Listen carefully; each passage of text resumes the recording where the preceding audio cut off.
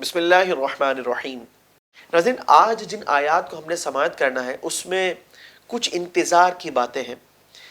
کفار یہ کہتے تھے کہ ہم انتظار کر رہے ہیں، رسول اللہ صلی اللہ علیہ وسلم نے ان سے فرمایا کہ میں بھی انتظار میں ہوں۔ یہ انتظار کس چیز کا تھا، آج اس پر بات ہوگی۔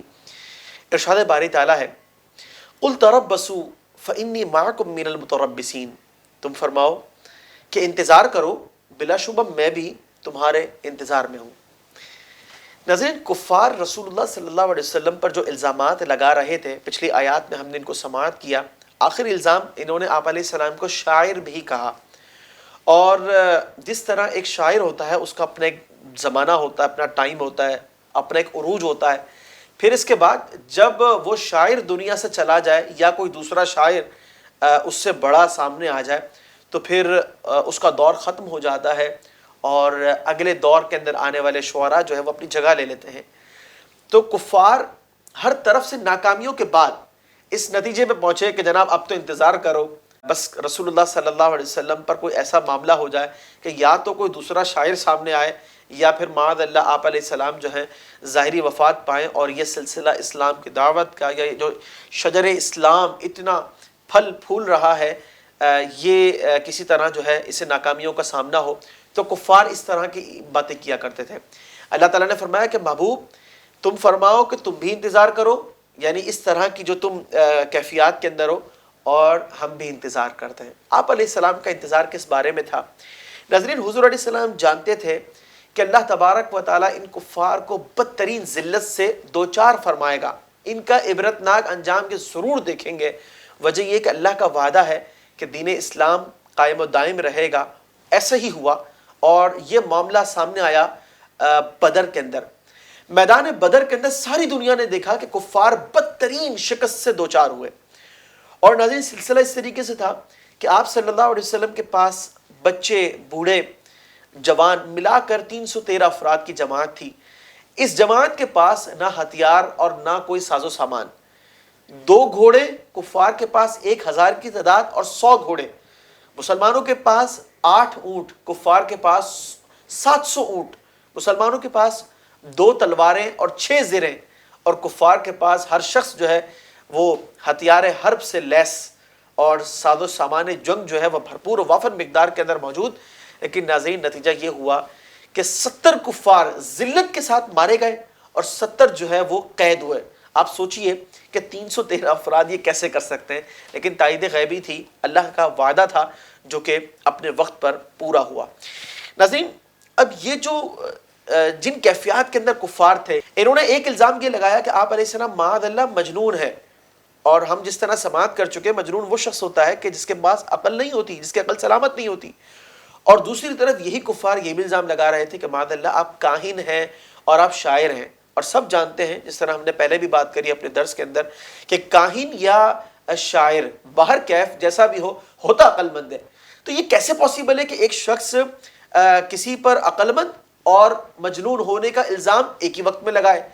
تو اس شخص کو جو ہے مخبوط الحواس کہتے ہیں، یعنی جس کی اپنی عقل ساتھ نہ دے رہی ہو وہ اس قسم کی حرکتیں کرتا ہے۔ تو قرآن پاک میں ان سے یہ فرمایا گیا ام تأمرهم احلامهم بهذا ام هم قوم طاغون، کیا انہیں اس بات کا ان کی عقل حکم دیتی ہے یا یہ سرکش قوم ہے؟ یعنی بات یہ ہے کہ عقل تو اس طرح کا کبھی بھی عقل کا تقاضا نہیں ہو سکتا کہ وہ 2 متضاد باتوں کو، 2 آپس میں خلاف باتوں کو ایک ہی وقت میں جمع کر دے، ایک شخص کو عقل مند بھی کہا جائے اور مجنون بھی کہا جائے۔ تو یہ کہنے والا بے وقوف ہوگا۔ تو بالکل اسی طریقے کا معاملہ ان کے ساتھ ہے کہ یہ اپنی عقل سے بھی کام نہیں لے رہے، تو فرمایا کہ یہ سرکش قوم ہے۔ اور ناظرین پھر اس کے بعد انہوں نے ایک اور الزام لگایا، اور وہ یہ تھا ام یقولون تقولا بل لا یؤمنون۔ ارشاد ہوا کہ یا یہ کہتے ہیں کہ قرآن جو ہے اس نبی نے خود ہی بنا لیا۔ یا آپ علیہ السلام پر ایک الزام یہ بھی لگاتے ہیں کہ قرآن یہ جو اللہ کا کلام آپ علیہ السلام فرماتے ہیں ایسا نہیں ہے، بلکہ یہ حضور نے خود بنایا ہے، ٹھیک ہے؟